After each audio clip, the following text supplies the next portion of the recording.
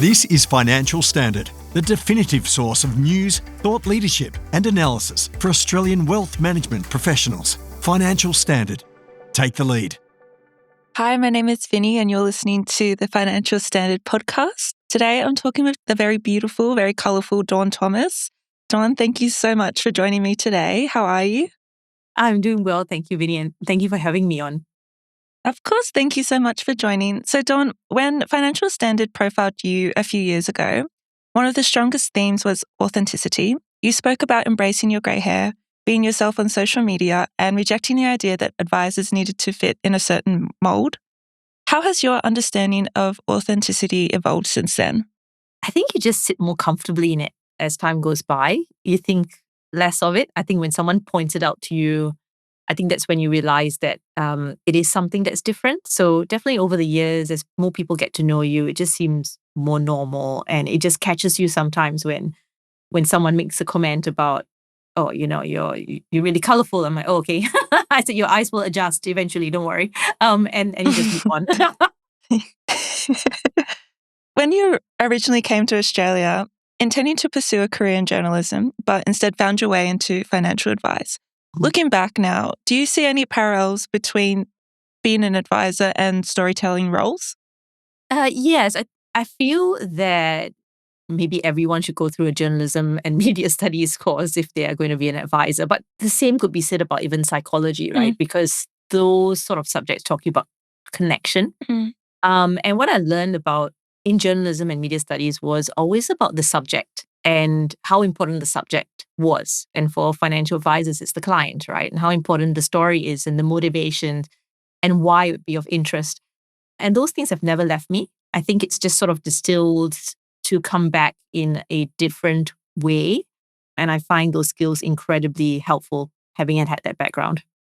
Do you think those skills in media has helped you communicate with clients in a better way in the wider community? Yeah, 100%. It's just that you communicate with people in whichever manner they require. I think what I find about financial advice is that you need to work out the person in front of you. If you need to get a whiteboard out, that works. If you need to, draw something out, you do that. You're just trying to hone in on what people are actually understanding and what's connecting for them. And quite often you've got two people in front of you as well. So you're trying to work out each of their different ways. And being able to pivot between different media styles is handy. And of course, being able to be out in the broader community with the different kind of content examples that we have, like podcasting, articles, podcasts like this, rather than me creating an own podcast. Yeah, so it just helps me be flexible in the way I communicate. You've often described yourself as a heart-led advisor. That's a phrase people can instantly associate with you. What does heart-led advice actually look like in practice, though? Oh, in practice, it's I think connecting to the person in front. I think I talk about connection a lot because when I say heart-led advice, it's because I actually have a physical reaction in my body about connecting to the person across me. Yeah, so I definitely feel my heart when I'm connecting to my clients, and whether it's joy or whether it's sadness, whatever phase that you are taking them through, the practical aspect of that is really honing into what's happening in their life and being able to give them the solutions for whatever's happening. And sometimes the solution is actually just assurance and being able to listen in.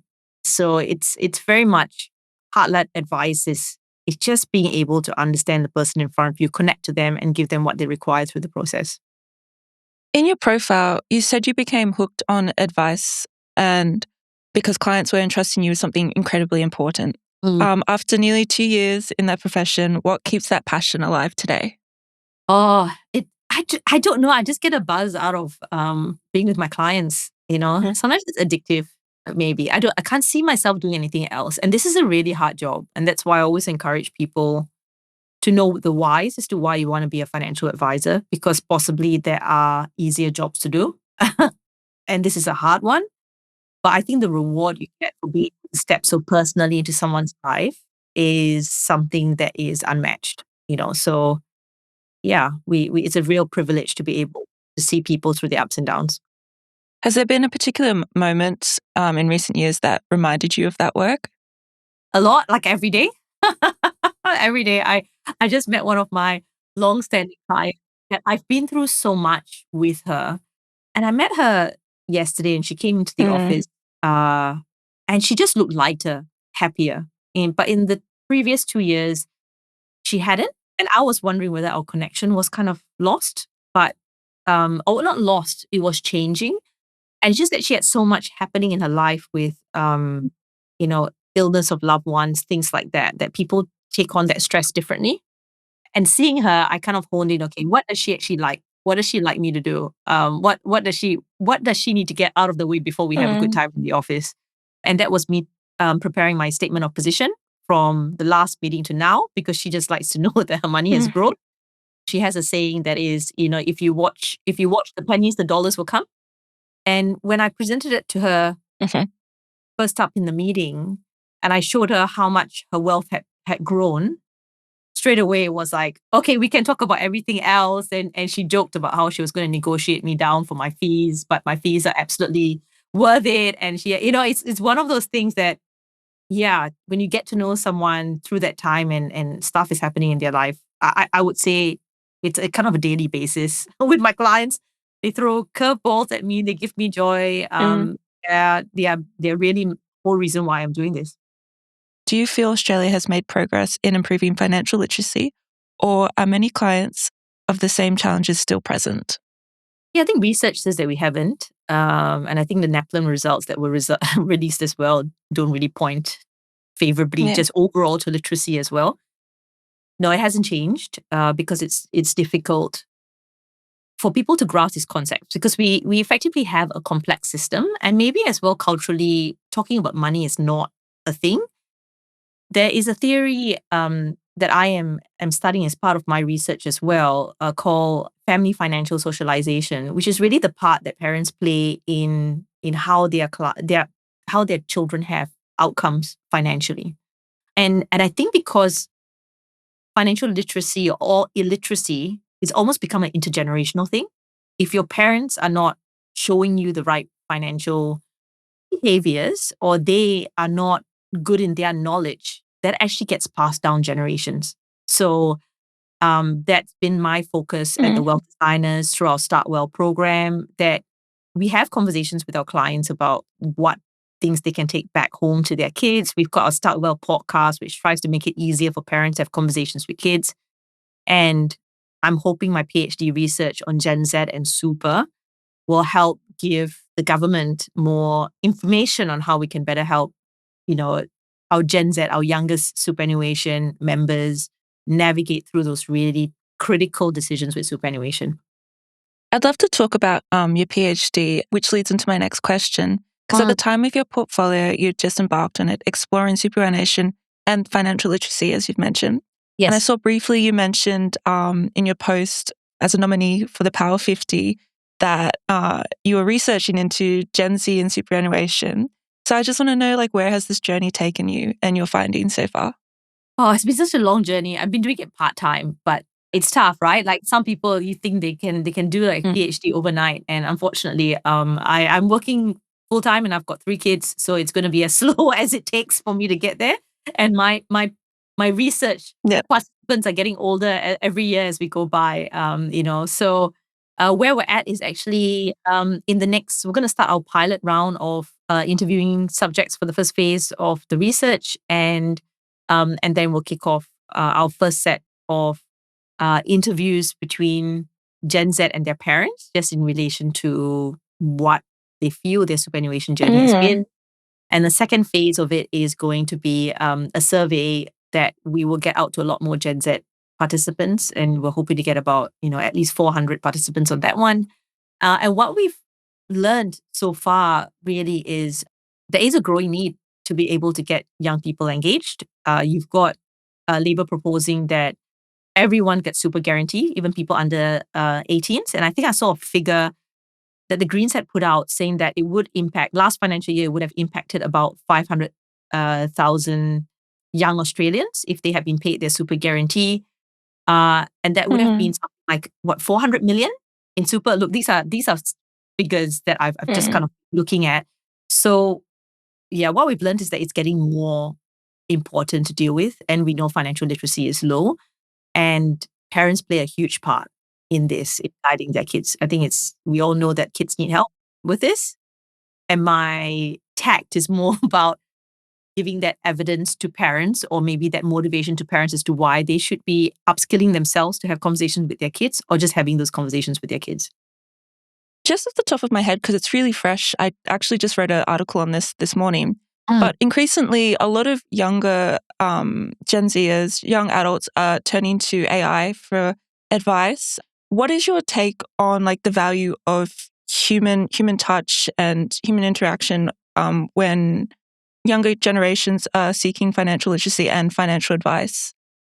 Look, I don't think it's a bad thing to use AI, right? But again, AI doesn't replace the guidance that parents have. There is a period of time where parents have a lot of influence over their kids, and that's when they're younger.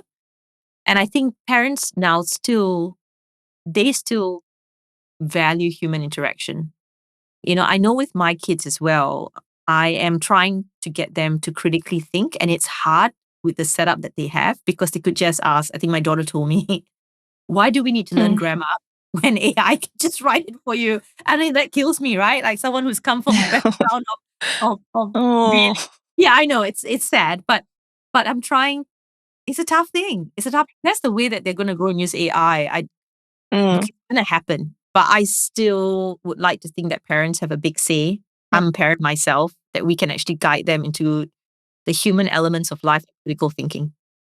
In a recent post, actually, off that, you spoke about helping shape the future of the profession through advocacy, education, and research.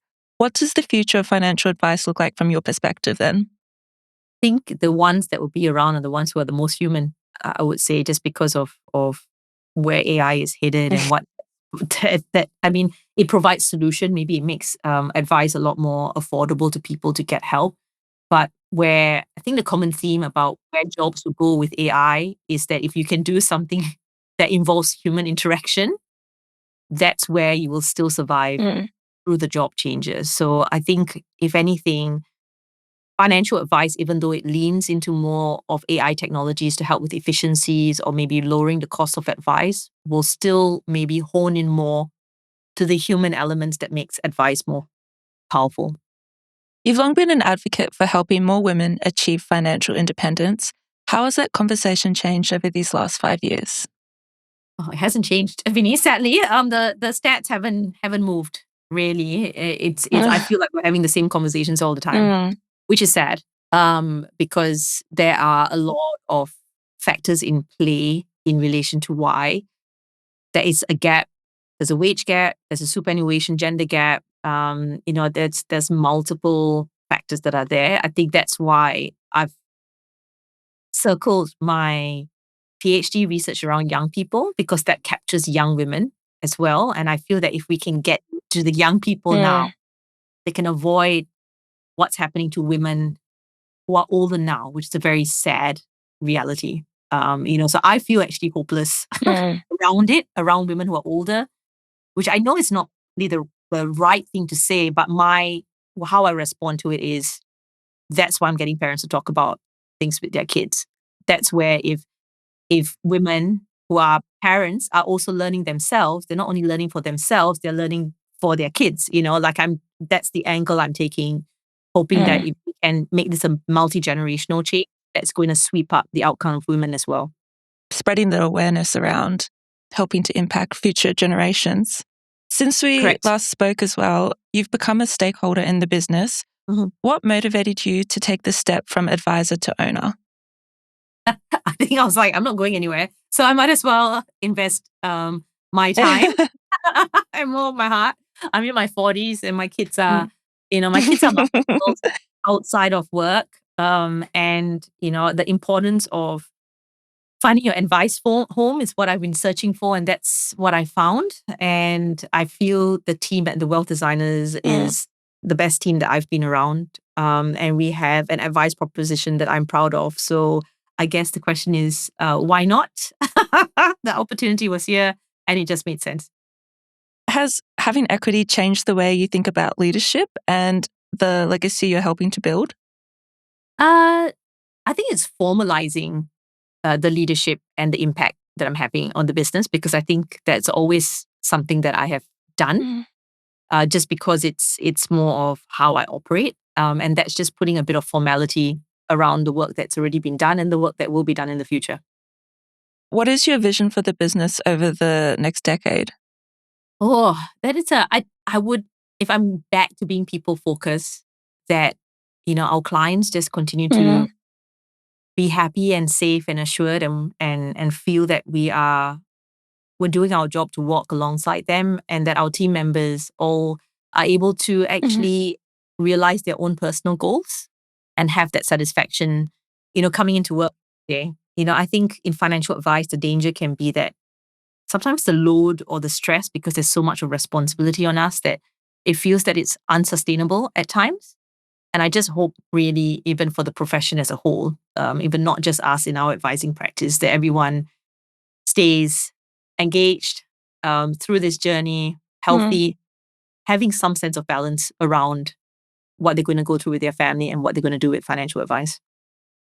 Throughout your career, you've spoken about advisors having the power to create change on both a personal and societal level.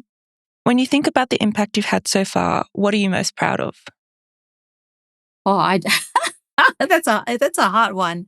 I think it just happens in moments, right? When people come up to you, like I said, that interaction yesterday with my client, and even another client that I met last week. Like I said, it happens in moments, and when they tell you that they reflect on the journey together, and they say that they're better for working together, that really, like, that's amazing for me. And I feel also more recently, in the last 18 months, a lot of young people do connect to me at events, and particularly young people of immigrant backgrounds. Like, they come up to me and they're curious and they're proud, right? The curiosity is like, how did you get there? Because I think in their mind, like, I've made it. Like, if you ask me whether I've made it, look, I don't know. I don't think that deeply into whether I've made it. I just know from day to day that I'm fulfilling my purpose. In terms of the pride, is that they see someone that probably sounds like them and looks like them being fully integrated, in Australia and in the pathway, in advice, and having a place. I think that in itself as well is really powerful, because I don't stop to think about that too much on a day-to-day. But when someone stops you and they tell you their view of what you've done, I think that's pretty special. And I think that is all the more why we need to have more diverse voices and faces representing the profession. Absolutely. You said on the topic of purpose, you said that living well means living with truth, purpose, honesty, strength, and joy. What fills your cup these days when work, research, and becomes a little bit overwhelming? Strangely enough, is actually when I'm sitting on the hockey field somewhere and watching my kids. And even though they've totally annoyed me on the way to the venue and they don't appreciate anything my husband and I do for them, I actually find a sense of peace. I have gratitude that I've got healthy kids and they are fully utilizing the opportunities that are here. They're growing in terms of their skill sets and getting out of their comfort zone. And that, for me, it just gives me joy, and it's the most peaceful moments I probably have is around. I suppose it's all about perspective, really. You can have these really big struggles and choose to be like, well, I chose to lead this way today. And, it's a blessing that it's led me here. And that's a choice that this is my struggle.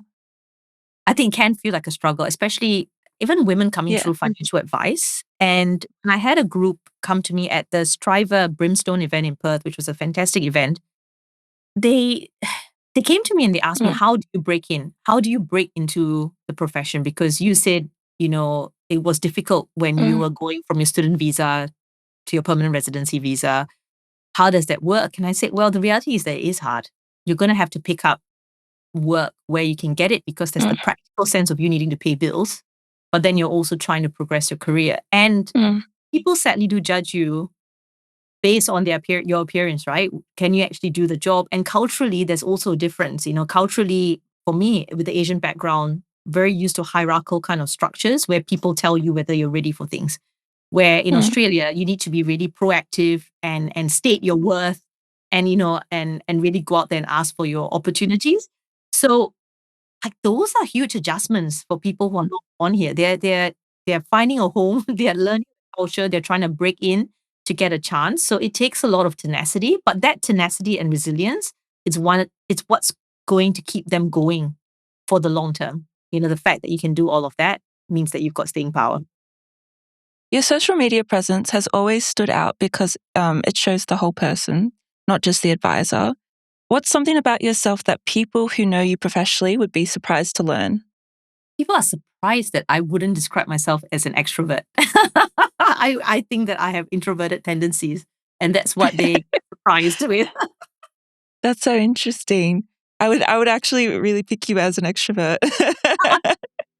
Yeah, so introverts would know, I wouldn't say I'm an introvert. I'm sort of in the middle, but I'm definitely not an extrovert. I do get exhausted with meeting new people. Yeah. But that's why it makes sense to have social media, right? Because I am posting in my own time, and I'm usually posting when I'm alone. But it's a way that I can interact with a lot of people without having people up front. So if I go to a conference, I actually do get overwhelmed. And I need to really decompress after 2 or 3 days of just talking to a lot of while other people can get energized by that. So it's just really understanding who you are. I don't actually like going out after work because I feel I've done enough people interaction at work. So the people in my community, even like the hockey ladies that know me, know that I'm not going to go out socially because I'm like, look, between meeting people on the field with my kids' hockey and at work, I think that's enough people that I just like my space at home. It's always nice to switch off after end of the long week. But that's all the questions I had for you today, Dawn. I just want to thank you so much for taking the time to talk to me today. I really appreciate it. Oh, thank you for having me again, Vinny. It was actually a really nice thing to reflect on where I was before, where I am now. So that's great. I appreciate the chat. Thanks for listening to this Financial Standard podcast. For more information, visit financialstandard.com.au. Please keep in mind that the information discussed in this podcast is general in nature and does not consider personal circumstances. Reliance should not be placed on any content without further independent financial research and advice.